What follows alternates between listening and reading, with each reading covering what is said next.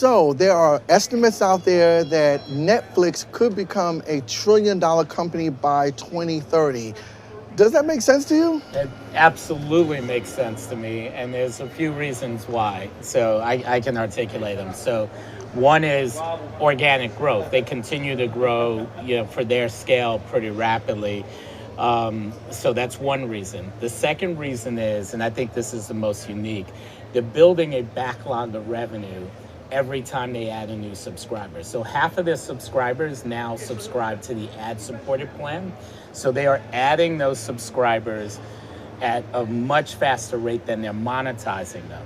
And so that's creating this huge backlog of revenue that they'll unlock in 2 to 3 years when they finally fully figure out how to do ad-supported programming and how to monetize it. And that backlog of revenue, I think, is going to create tremendous incremental growth on the top line for the business. And more importantly, it's going to create tremendous profit margin growth for them. So you take basically, and then we're seeing that margin growth already.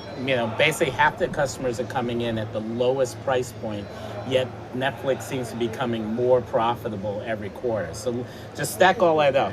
Organic growth, backlog of revenue from all the ad support, people signing up for ad support that are not actually really receiving ads yet, and then margin growth from both of those, and I think it does lead to Netflix becoming the first $1 trillion media company. So is Netflix the next ad behemoth that we should be looking out for?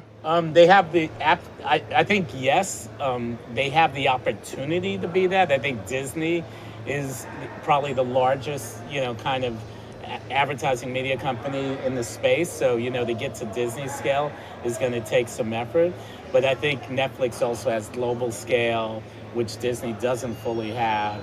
But so they're definitely going to be the next one. But they have a lot of execution they have to do to get there. They're really good at execution. And I think if I would go, you can go long on the stock. I would go super long on Netflix.